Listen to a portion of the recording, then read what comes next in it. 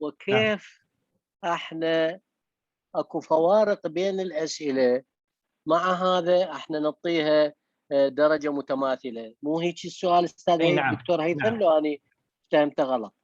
نعم أستاذ، بالضبط. هو يعني المفروض أنه الأسئلة weighted differently يعني. نعم طبعا. هو اكيد اكو فارق بالاسئله، والمفروض احنا نتائجنا ما تطلع على اساس عدد الاجوبه الصحيحه. لذلك مثلا ان شاء الله من تروح تمتحن MRCP، من تجيك الدرجه يجيك فد رقم، ويقول لك هذا الرقم لا يمثل عدد الاجابات الصحيحه، وانما ياخذ بنظر الاعتبار صعوبه السؤال. اكو طرق احصائيه statistical works تطلع your score، يعني يسموها راش ميثود، depending on راش ميثود يطلع لك الجواب according to the difficulty. يعني انت السؤال السهل ما راح ياخذ نفس الدرجه اللي ياخذها السؤال الصعب.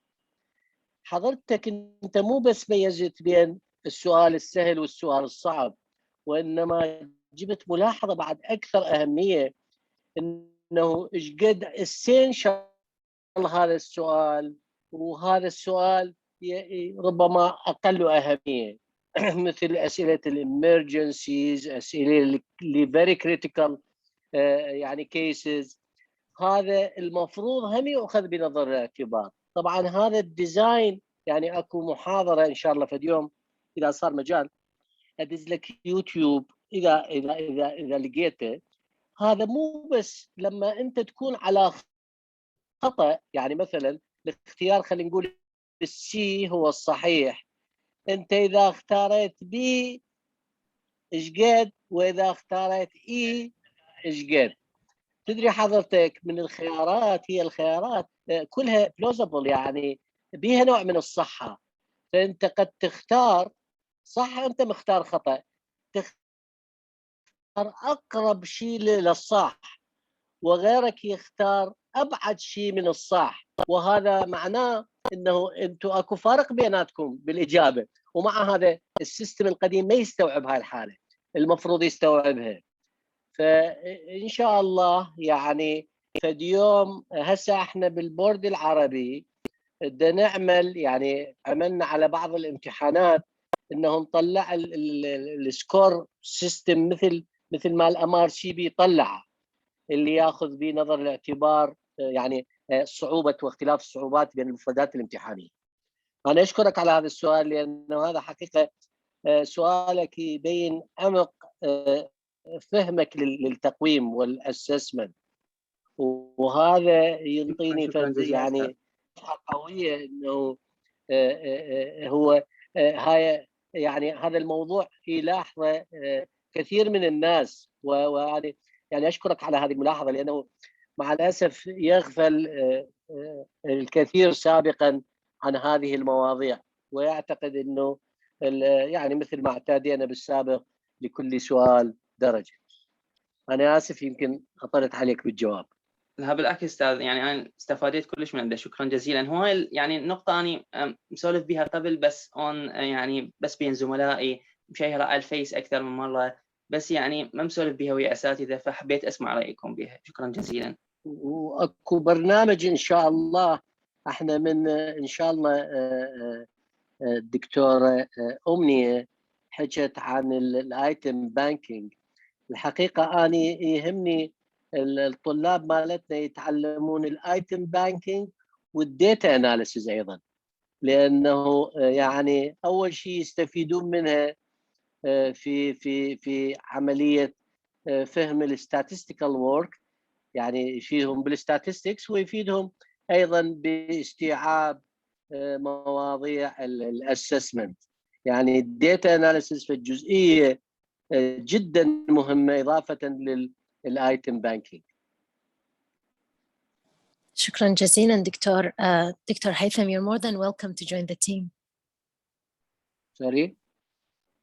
لا العفو دكتور، بس كنت اسمعي، أنا بوجه الدكتور هيثم. شكرا جزيلا دكتورة أمنية. أكيد دكتور هيثم، هسه انت وين تداوم؟ استاذ صراحة أنا العام كنت الأول على الكلية، ف I'm waiting Ministry of Higher Education to هو يعني إنه تعيني هاي الفترة. صار اكو بيها مجلس خدمة وهكذا، فشوي تأخر الموضوع. وهسه انت ايش تسوي؟ حاليا يعني أنا فري، يعني هو حاليا ما عندي مشكلة. أنا طبعا معيد بالفرع الطب الباطني طب بغداد، يعني المرحلة الثالثة والرابعة والسادسة أخذهم مرات سيشنات. ممتاز. إذا you are most welcome هيثم إنه you join us شكرا جزيلا أستاذ. بالنتورك، وأكيد يعني راح يكون لك دور ممتاز في هذا الموضوع. أتشرف دكتور، شكرا جزيلا. أهلا وسهلا. تواصل ويا أمنية على هذا الموضوع هيثم، أنا أريدك وياي. إن شاء الله إن شاء الله أستاذ. إن شاء الله.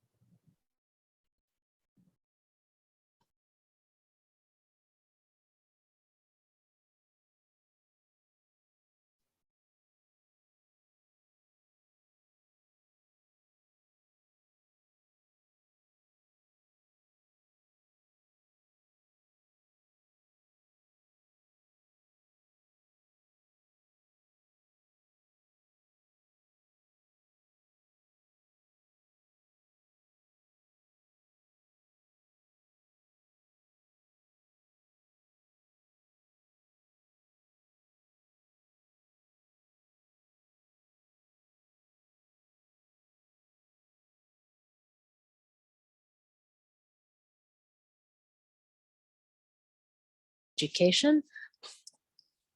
Okay, so good evening, everyone, and welcome to the final session in the basic course of medical education brought to you by the RCP London Iraq Network. Apologies for the funny voice. This is Umnia, a final year medical student at Baghdad Medical College. And I'm very much grateful to announce that this is our final session in the journey, and we hope that you get the most benefit out of it. Much appreciation to all the specialists who have taken part of their precious time to participate in conducting such an amazing course. So today we are in part 2 of module 6, which will be about assessment and feedback. Yesterday, we've talked about the assessment and the importance of feedback and the types of assessment with Dr. Mumtaz. But today, we will be having Dr. Sabih al-Mashhadani talking about assessment in practice and the role of students in assessment. So Dr. Sabih al-Mashhadani is a consultant dermatologist. He's a member of the medical education unit at the University of Baghdad, a member of the advisory committee for the National Council for Accreditation of Medical Schools in Iraq, and the director of assessment in the Medical Education Council. He's a leader in medical education and quality assurance. And today he'll be talking about self and peer assessment and learning and assessment as in learning, like for example, item banking, learner item banking. Most welcome, Dr. Sabih, and we're more than eager to know more about assessment and the role of the students in the assessment methods. So as usual, we will be starting off with the first session, which is about 35 minutes with Dr. Sabih, and then 15 minutes for discussion and 10 minutes of break.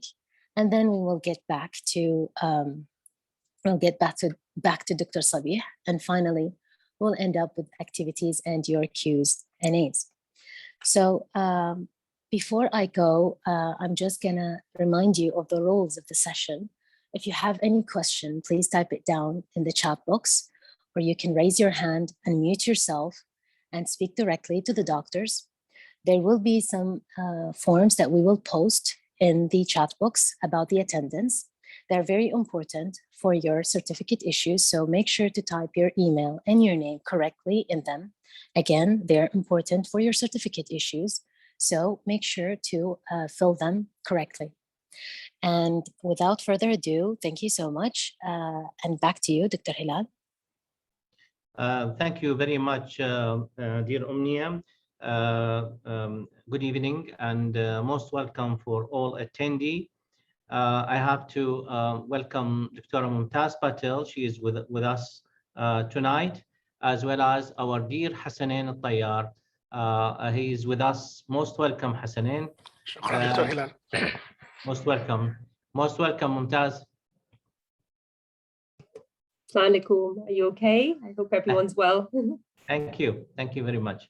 And I also should welcome the chair of the Iraqi Council for Accreditation Medical School, Professor Yusra, as well as other members from the accreditation councils and our dear Yusra. As well as our dear undergraduate medical students, newly graduated doctors and postgraduate trainees, as well as other faculty members in many medical schools in Iraq. Today we are very happy because we are having the final session in our medical education course. Just 2 minutes describing what was done during this time. If you allow me, Dr. Sabih, 2 minutes only. The course definitely extended, thank you very much, extended over 3 months, delivery of 30 teaching hours in 6 modules. 12 consultants and specialists in medical education participated in delivery the sessions from inside and outside Iraq, as well as we introduced the research capacity building and research course, about 15 learning hours, totally about around 50 hours of learning. That was a hard task.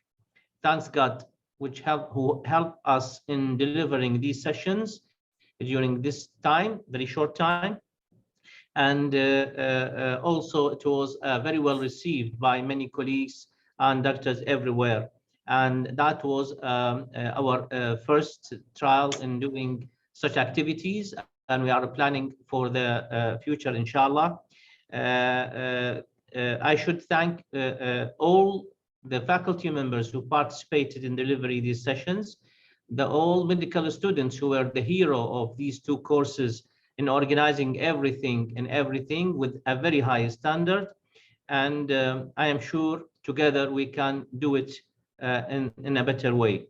Dr. Sabih is our colleague and friend, dear friend, worked together for a long period of time. He has expertise in assessment. He is a very good fighter, and he is still fighting till now. And we will be pleased to listen to Dr. Sabih after the nice symphony played by Mumtaz yesterday. Dr. Sabih will continue playing on our heart tonight. Dr. Sabih, the floor is yours. Thank you very much. Thank you very much for you, for all, for Umnia, for everybody. Thank you for my teachers, my colleagues, my students. Thank you for all. I hope I will try my best that this workshop not to be an instructional one, and I hope we can make it as a design workshop that end with the creation of some sort of recommendation. I hope I can do it as a brainstorming to help our colleges to overcome the shortage of faculty members and the increased number of our students, particularly in dealing with assessment challenges.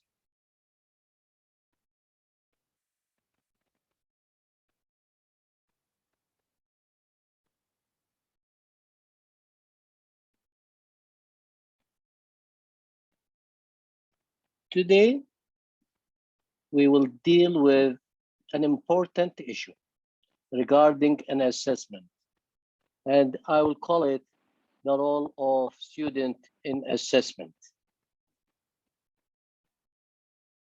The only message of today's workshop is please encourage our students to do their role in improving the 3rd pillar of the educational process, which is the assessment.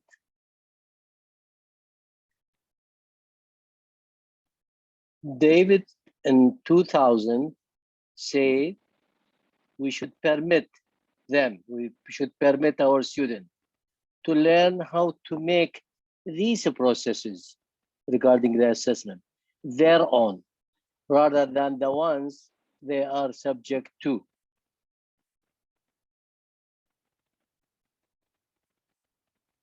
And that's why I am sharing with my students in the medical college an item bank to make their own assessment, to make their own items, to create and build up an assessment item bank for doing a lot of things, particularly formative assessment. We all know that assessment in 3 categories: assessment of learning, or for learning, or as learning. The things that our students should do to help in improving the quality of learning by self and peer assessment. The learning objectives of today, we should be able to define the role of student in assessment and appreciate the role in each component of the assessment system. And I hope we can be able to train our students to perform self and peer assessment. Why we are doing this session is definitely to support the development of more independent learner. You all know that the educational process is composed of systems, the 3 important systems: the system of learning outcome and competencies, and the system of the curriculum, and the system of assessment. And this design of assessment system is adopted now in the Ministry of Higher Education to form centers in each university that deal with such a system. Regarding the role of student, I will ask you all whether there is a role of student in each component. We'll start with the competencies and learning objective. Would you please share your idea whether there is a role of student in this component or not?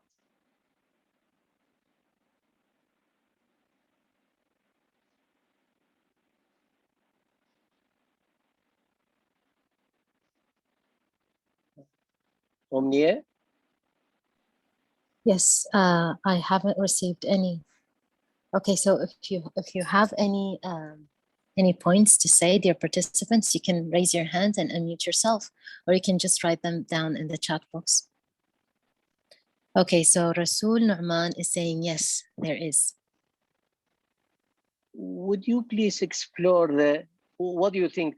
How could a student have a role in the competencies and learning objectives?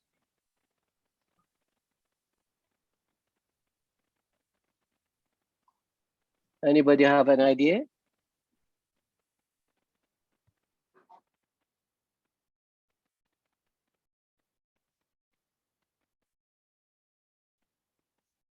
استاذ صبيح عفوا اذا تكمل النقاط الثمانيه اللي خالها بالسلايد وبعدين حتى تصير فتره عند الاودينس يجاوبوك. Okay.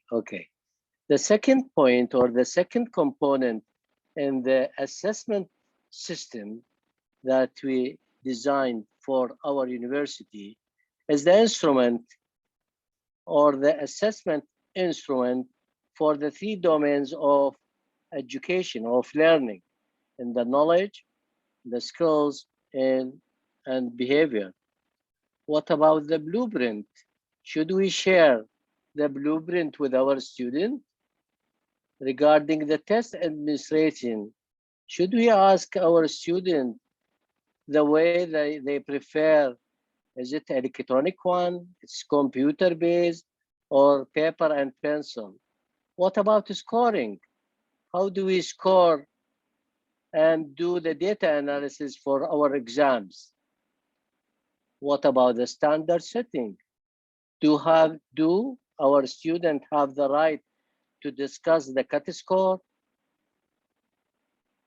What is the role of student in the assessment result communication? Are they in need for feedback? What about the quality of the assessment?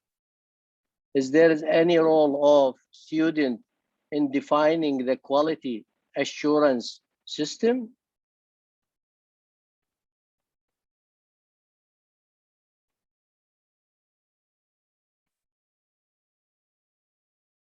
I'm waiting. Okay, so anyone please?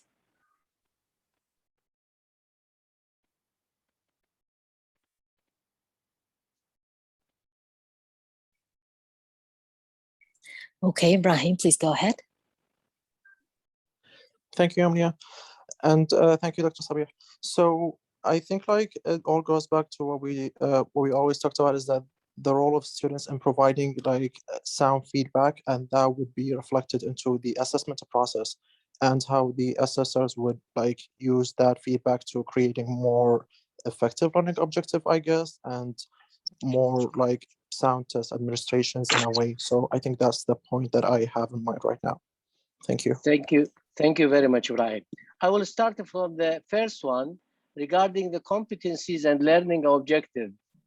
The student is a main stakeholders in reforming or suggesting the competencies and the learning objectives of our colleges. It's very important to share the idea, to share the idea with our students to re-evaluate the competencies and the learning objective of their colleges. In addition, they have the full right to discuss the way we assess things in each domain. In addition, they have the right to view the blueprint, and as far as I know, that most of the colleges, they don't talk about the blueprint of the examination for their students. In addition to the one of the important issues regarding the standard setting, we always say the cut score is 50, fixed cut score, or changing the cut score and add the score, as yesterday one of our colleagues mentioned. And also they have a big role. They have to receive a feedback after each exam, particularly for the formative assessment, and they have to define or ask for the quality for each assessment, and we have to show them that our assessment and with a good quality by their parameters. Let us go to another point. We have three important types in the assessment. We said the purposes of assessment is, one of them is of learning, assessment of learning, to judge about the placement and the promotion. This is definitely done by the teacher rather than the student. What about the assessment for learning? The student should share their idea with the teacher, and they can help even in doing the formative assessment. I will show you how students can contribute to structure an exam or an assessment for formative purposes. Regarding the assessment as learning, it is totally done by the student themselves. They have to do their self-monitoring and adjustment or correction of their learning.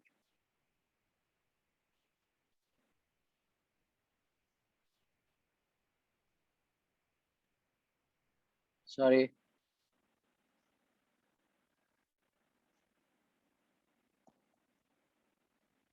Can you hear me, Ustad Hilal? Yes. Yes, we can. clear, Ustad Sabih. I have problem with my computer. Your cursor is always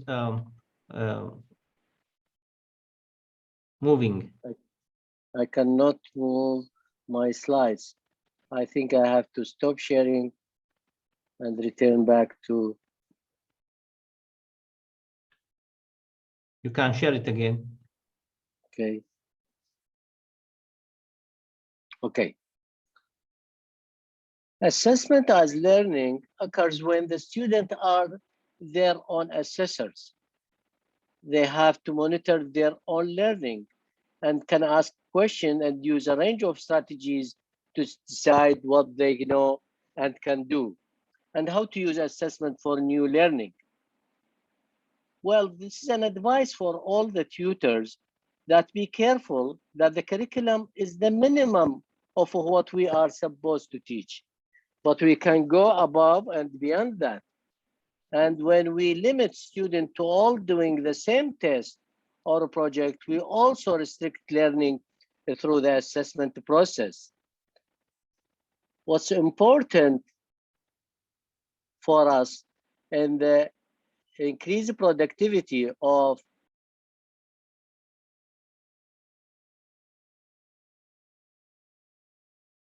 Dr. Sabih, you're muted.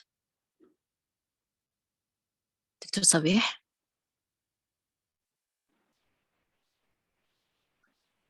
there are many ways of involving students more productively by self or peer or collaborative assessment.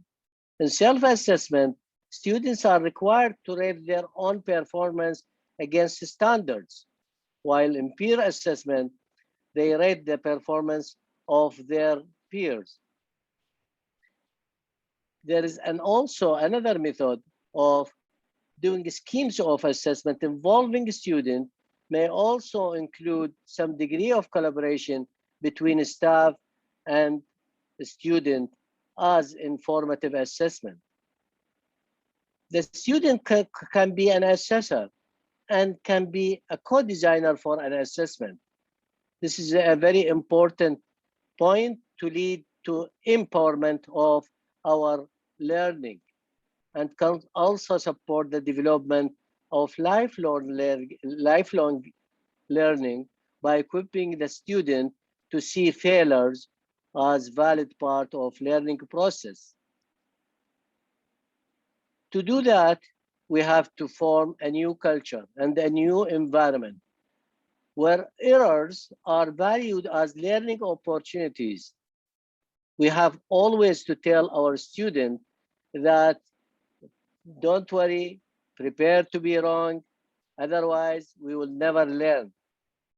Students are actively involved in their own learning and assessment. Students value peer and self-assessment as an integral part of the learning process. They are motivated to improve their own work and the work of others. A change in a culture is required such that students and the professionals alike feel comfortable making judgment about their own performance.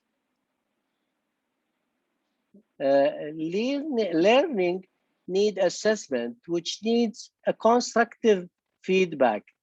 لذلك هذه المقولة رحم الله امرئ أهدى لي عيوبي فيها من الدقة المتناهية إنه الفيدباك هو ليس just to determine the errors إنما جعلها كهدية يعني you should present the error of your colleague or the student as a gift for him. That's why we have learned yesterday from Prof. Mumtaz how to give feedback for our students. There are many benefits of assessment as learning. We have to teach students how to assess their own work and the work of their peers. It has many benefits. First, it promotes student understanding of their learning, in addition to the provision of opportunities for critical analysis of their own efforts and encouraging them to become more autonomous or independent learning. What about the definition of self-assessment? David Bode defines self-assessment as the act of judging ourselves and making decisions about next step. This is very important principle. As Prof. Mumtaz mentioned yesterday, the assessment must be followed by action. Otherwise, there will be no benefit from the assessment unless you give your feedback. Should be conducted against benchmark or criteria. Otherwise, it will be just subjective evaluation. Why self-assessment? Our students should understand the learning needs, because the learning needs is a fundamental for safe, effective, and knowledge-based medical practice and facilitate lifelong learning. In addition, the learner requires to recognize both their weakness and the strength in a way that enables them to set challenging but reachable goals. It also promotes reflection on personal performance and identify reaction to self-assessment. Evaluate the reliability of marking suggested by assessors. Identify the reasons for discrepancies between scores of assessor and assessees. When students assess their own work, they obtain ownership of their learning, a means for evaluating their growth and the opportunity to set goals for the future. The self-assessment also demonstrates to the teacher what students have learned. How to introduce self-assessment? First of all, we have to ask the student to self-assess a very familiar task or performance using clearly identified success criteria. It's very important to identify the success criteria. Otherwise, they will evaluate themselves or assess themselves without any clear guide. They have to practice using anonymous sample. When students become more confident, allow them to practice on themselves. Using their own work, start small and apply the process to a particular criterion or a section of work. Observe, circulate, and give feedback and support as student self-assessment. There are many strategies to support a student with their self-assessment. The most important one is you have to do self-assessment against either success criteria or against model of good work, or check their work against a model response. Begin by having students assess their work against the criteria and identify successes. As the students become confident in identifying successes, ask them to identify where the success criteria have not been met.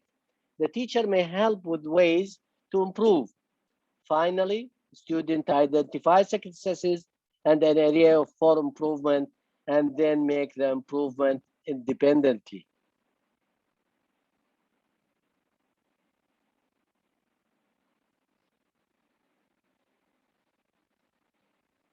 There are many reasons to face inaccuracy of self-assessment. One of them is misapprehensions. The students do not understand what is expected for them. Sometimes we are saying to the student, you have to do this job and that job, but we don't define what criteria we need and what some sort of levels that students have to achieve. Self-deception.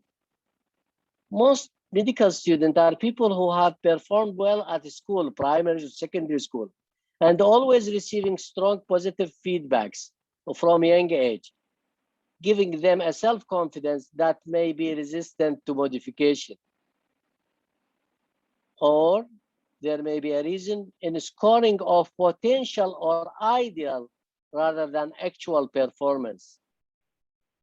Also, there is another reason for discrepancy by scoring of effort rather than achievement.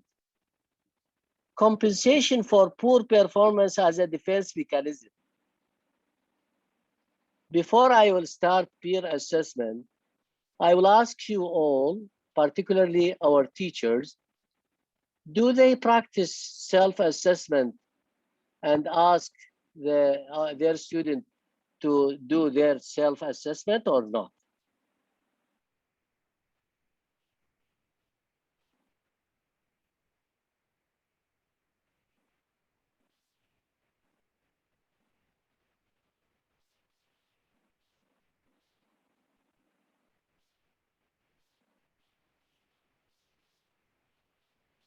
Okay, so first answer from Dr. Hilal, no.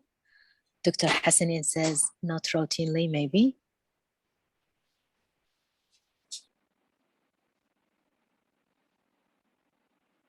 I think it's very important that we put this type of assessment and ask our student to do so.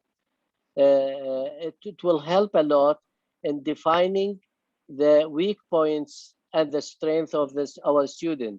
I think it's very necessary to do so, and particularly when we are facing a very big challenges in assessment and difficult to perform all the duties by the tutor himself. The second one is the peer assessment. Before I will introduce...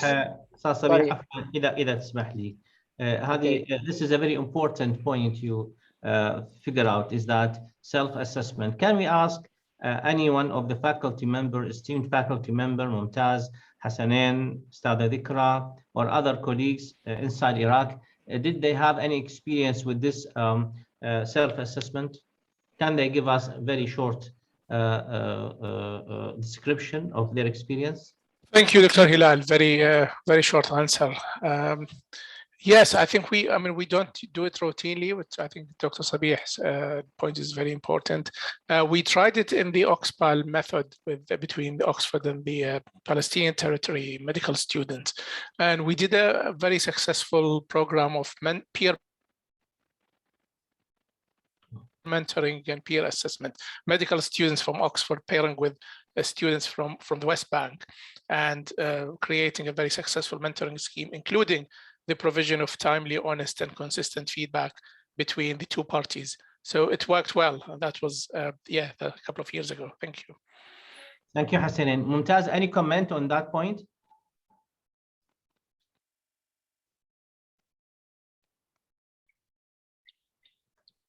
Okay, Sabih. Okay, thank you. Regarding the peer assessment and the grading, I will tell you my experience in dermatology, how to do peer assessment and the clinical sessions. If any of our students who practice dermatology in the last year is present in this workshop, please elaborate on this point. If some of our students here who has experience or practice the peer assessment with us in dermatology. They can raise their hands if anyone who participated with Ustaz Sabih.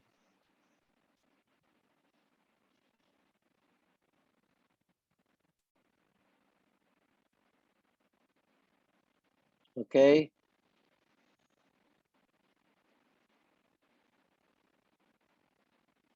Okay, Ibrahim, please go ahead. Thank you, Amnia.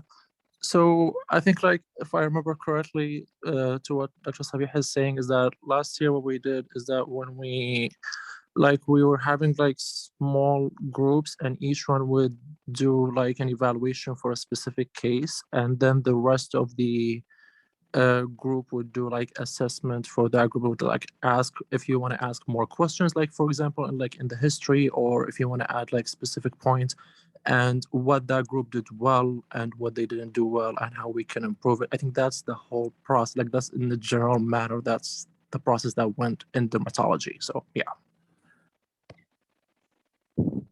Well, thank you very much indeed.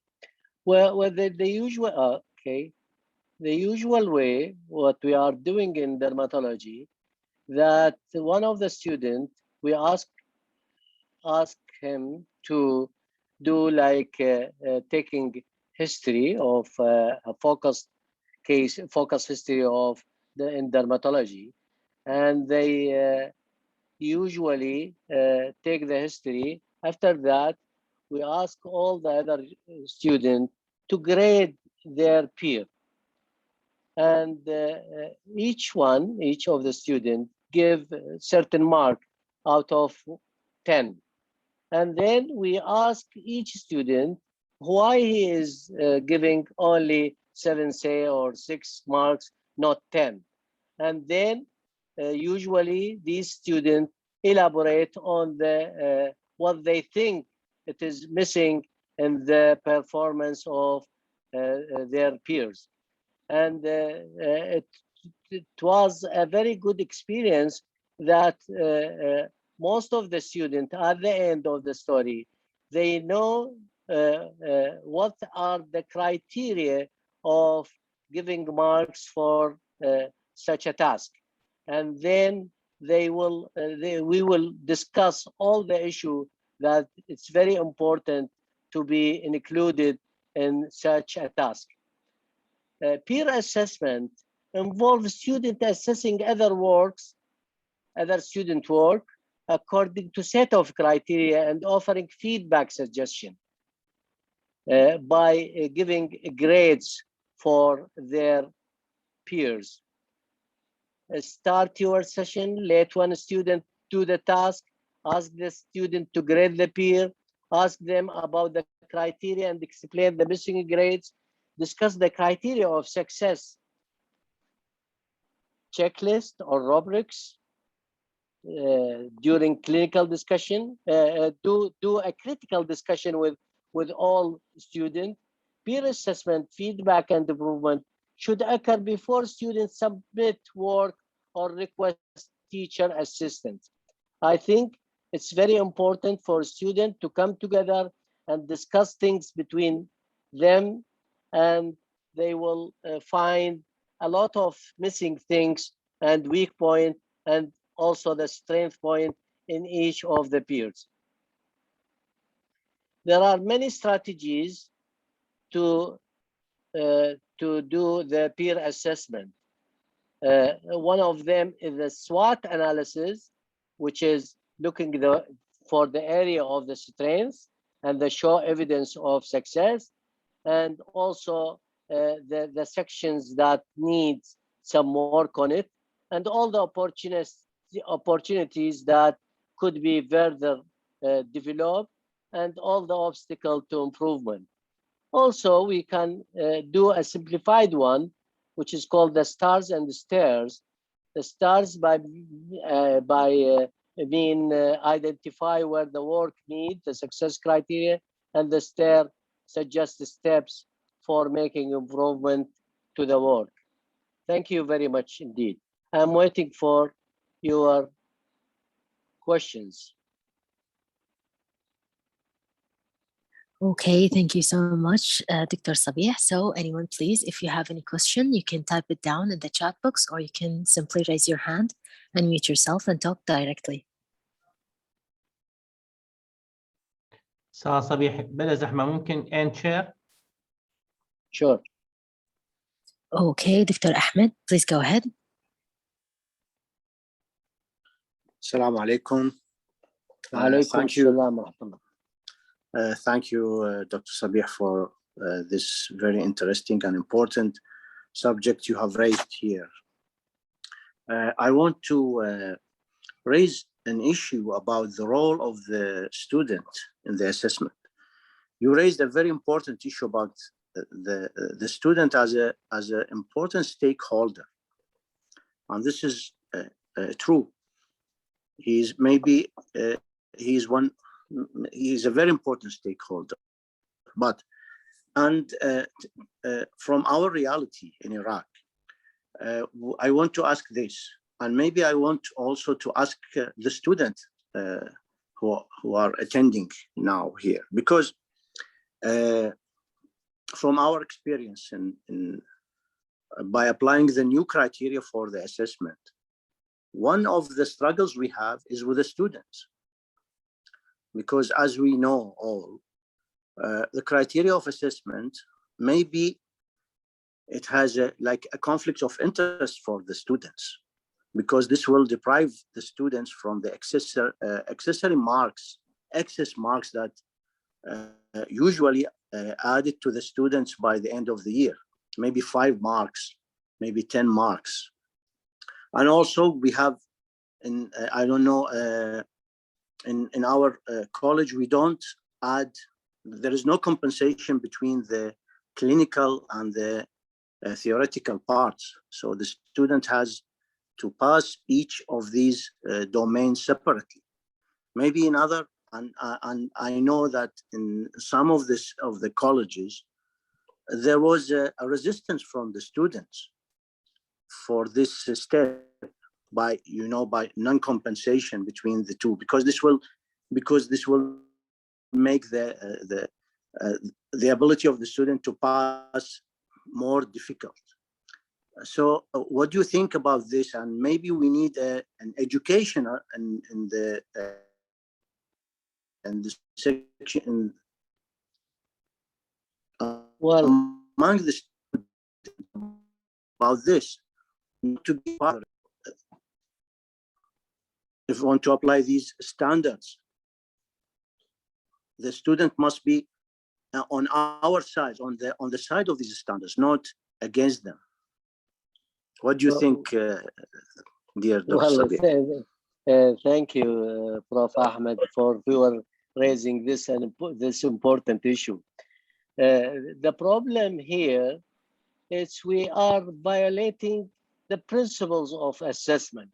It is not a matter of asking the student whether you agree or not accepting the adding of marks.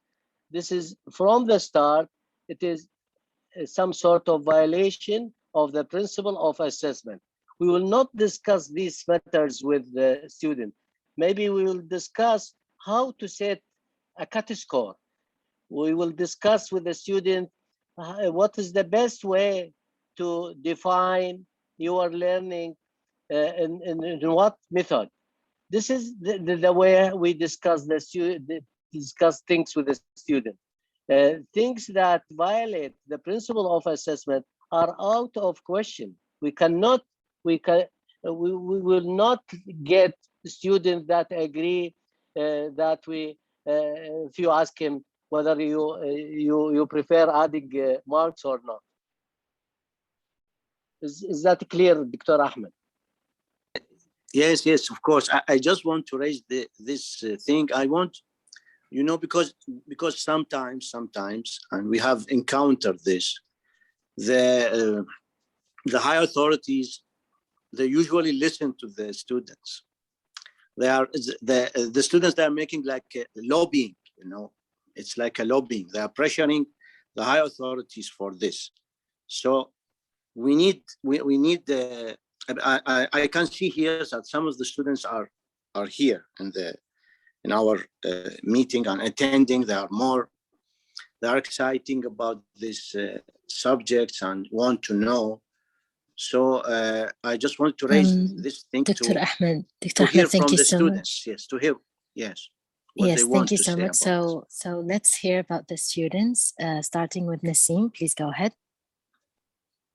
Thank you, Omni, and thank you, Dr. Ahmed, for raising this point.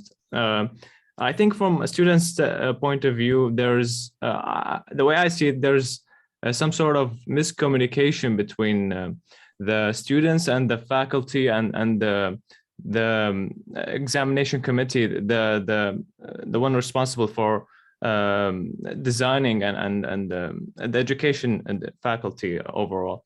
So students in general in our state right now, they tend to choose the easier option, of course.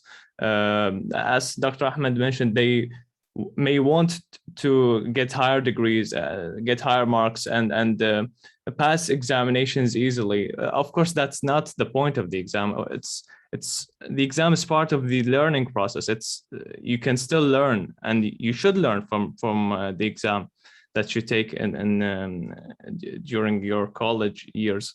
So the solution that I propose is we can integrate these principles early on in the early years of college. We can educate the students about how they can actively participate in this issue.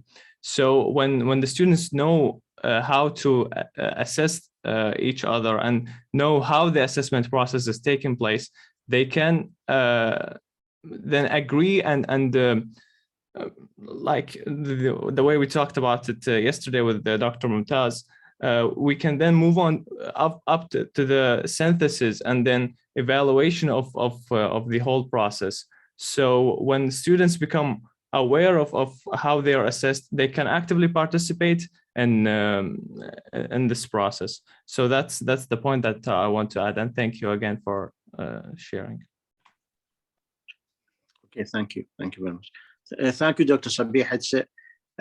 It's really what you have addressed here is very important about the participation of the students in the assessment, which is merely it is overlooked. This process is overlooked in our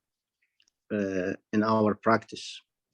Thank you very much for your presentation. Thank you so much, Dr. Ahmed. So another student, Ibrahim, please go ahead. Thank you, Amia.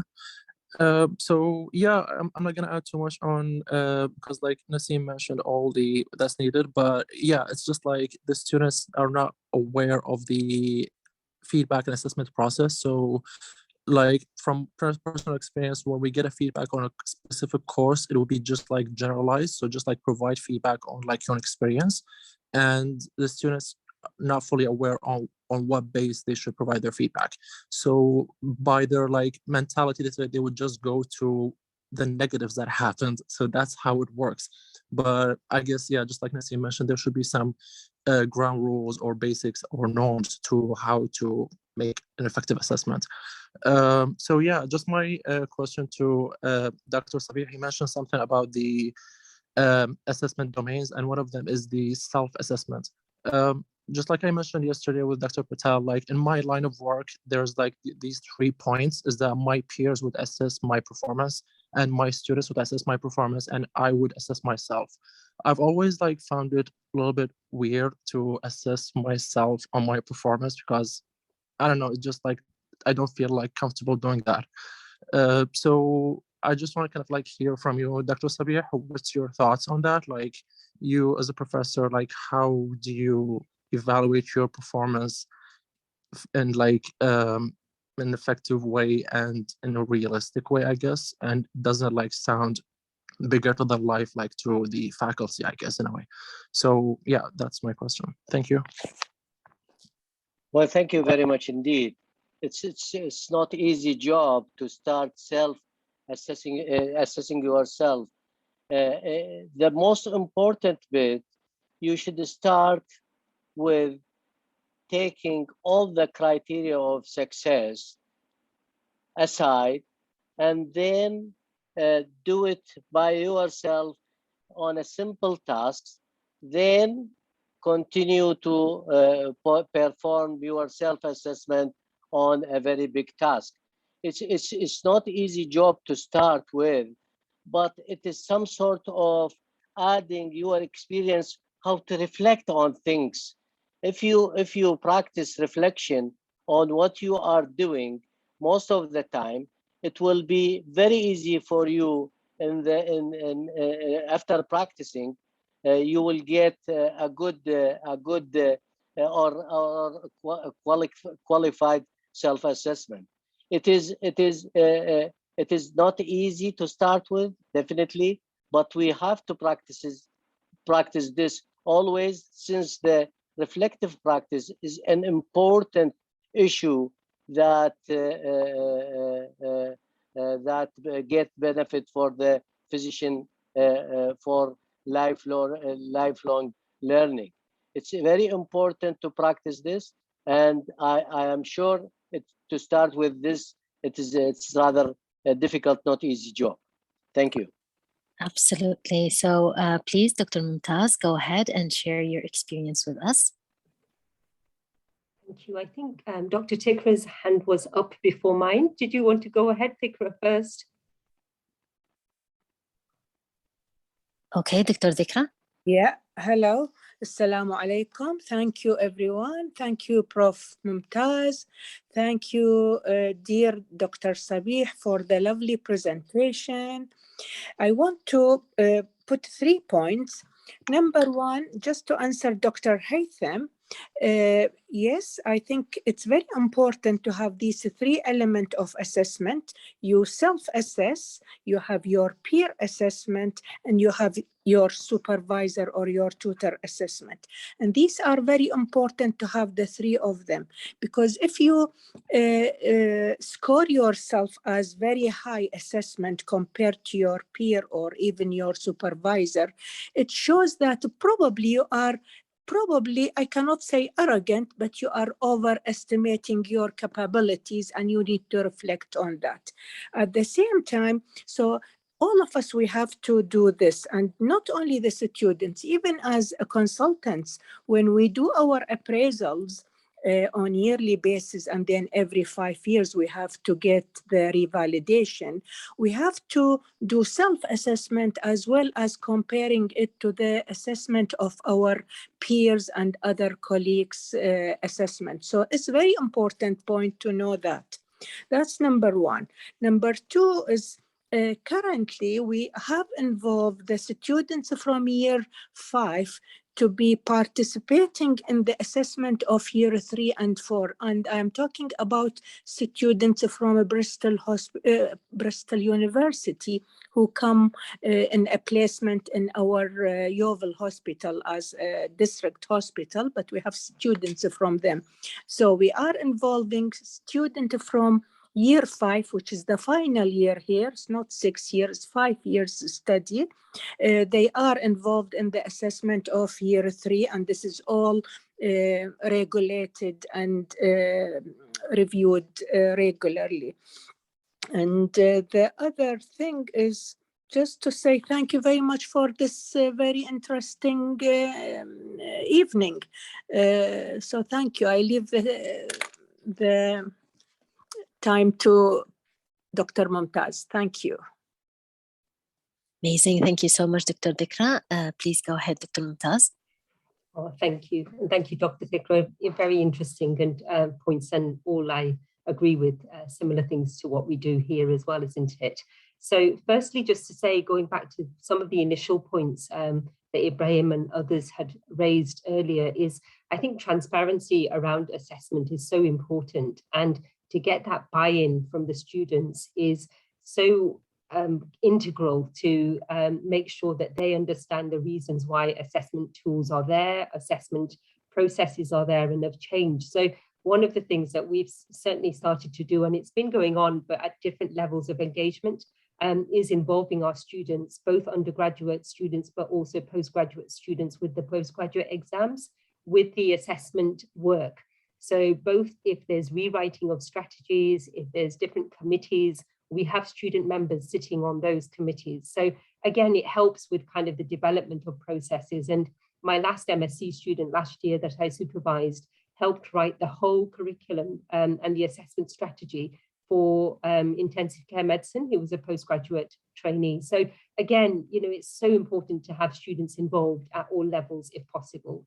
And then secondly, just to pick up on the peer assessment, I think Dr. Thikra said a lot of the things that I wanted to share, but there's lots of evidence to say that, you know, kind of self-assessment is an extremely important tool as well as peer assessment. And I think, you know, kind of with the curriculum side of things, we always get the trainees to assess against themselves.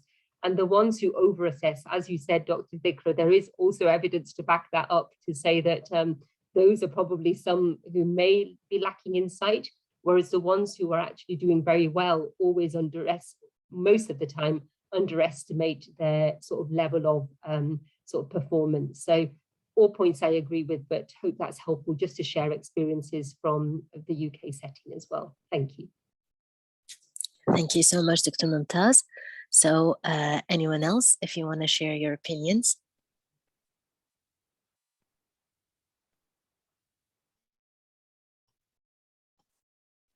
Okay, please go ahead, Dr. Hilal. Thank you, Omnia. Very interesting discussion, actually. Elaboration on the important points, but let's agree on certain foundations for our discussions.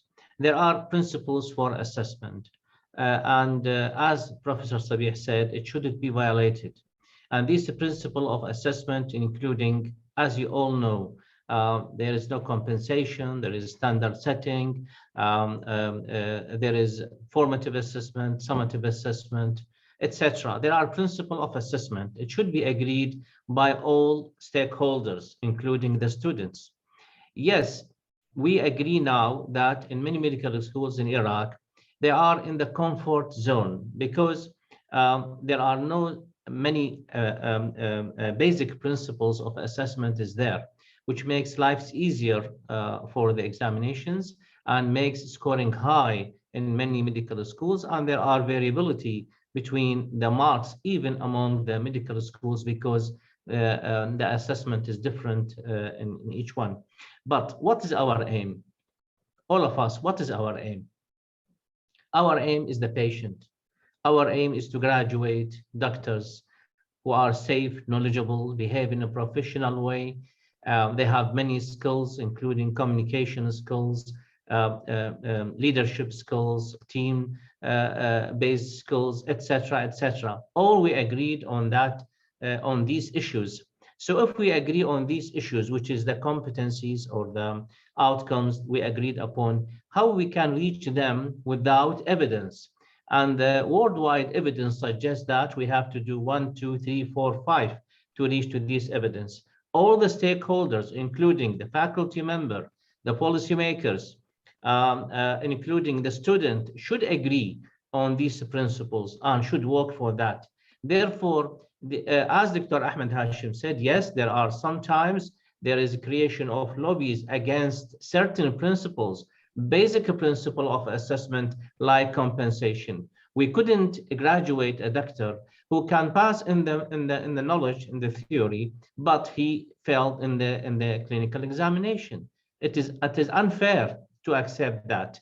Therefore, we have to agree. And also, yesterday I asked Mumtaz about what is their routine work with the students when they come to the medical schools. I think induction course, explanations of the principles of medical education, including the assessment, and agreement and acceptance by all stakeholders of these principles, it can minimize the discrepancy between the expected plan, the expected examination, and the expected outcome. Thank you very much, and very interesting presentation, Dr. Sabih. Thank you so much, Dr. Hilal.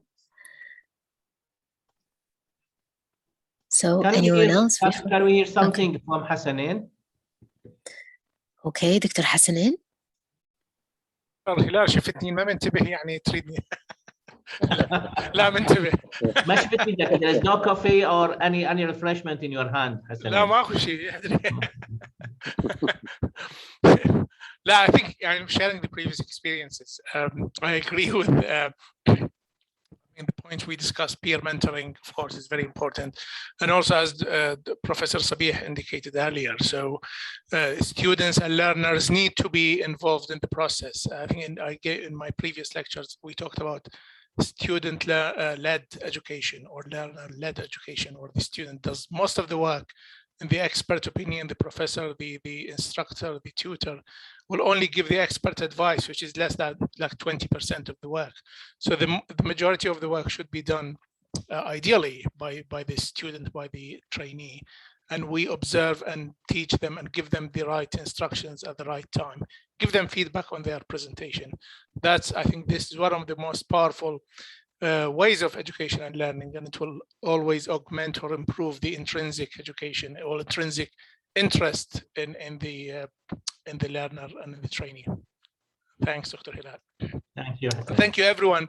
Thanks, Dr. Sabih, for the great presentation and all the input from all our colleagues. Sad to see this ending, but again, we should start again very soon and with different, maybe different programs. And I'll leave that to Dr. Hilal and the faculty. Thank you very much. Appreciate your help, Hassanin.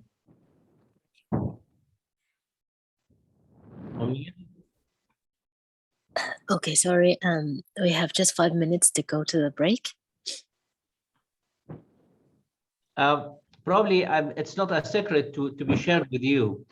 We are planning to conduct a course, medical education course, which is prepared and led by medical students as a whole.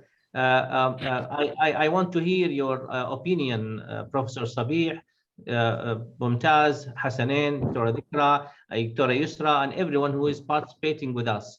This medical education course, although it is a secret, but I should say it, this course to be designed, executed by the medical students, and we call it medical education from the student perspectives. That's to say, the student will take the medical education from their side, from every point, from the putting the outcomes, competencies, and objectives, the instructional methodology, the way of assessment, the way of giving feedback, etc. And we are planning to have this course probably in November, and before our meeting with the RCP Vice President Mumtaz Patel, early in December as a course, final course in this year. So I want to hear from your side, please. Fantastic. You always come up with innovative ideas, don't you, Dr. Hilal? And I like the secret being shared widely. Secret, and it is online on the Facebook. Fantastic. Not a secret then. But no, that sounds like a great idea. And it's like a flipped classroom, isn't it? To get the students' perspective, to learn and share in that kind of sense. So they've had the principles. And I think, you know, kind of Professor Sabir and you all were saying that the principles of medical education and assessment and all the different things that we've been teaching are going to be standardized and the same, but the perspectives are different. And I think the perspectives are important to hear from both sides, and it's equally important, isn't it? And then that's the things which are going to drive the change over time, you know, because as I've always said, the students are our future, and, you know, things will change, even things like all the competency-based assessment, workplace-based assessments that we talk about, those things would not have come. I mean, those are ideas that came out of, you know, small things that have now become practice. So, no, fantastic, sounds brilliant. And I was going to say, Hilal, as well, that we should hopefully try and have our meeting for our more like a celebration event of the RCP Iraq network in December, inshallah, to celebrate all the success that you, the students, and everybody has done towards our RCP Iraq network, including both this medical education course as well as the research and other work as well. So no, sounds fantastic. Thank you. Thank you, Mumtaz.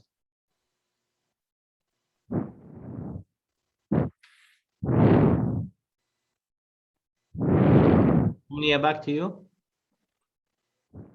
Okay, so if there is nothing more to add, we should go to the break. Okay, I will be back on Okay, so after 10 minutes, 9:13. 9:13. Okay. Okay, Thank see you you. soon. Thank شكرا you. جزيلا. Time for refreshment, Dr. Hilal. The coffee that you were talking about just before.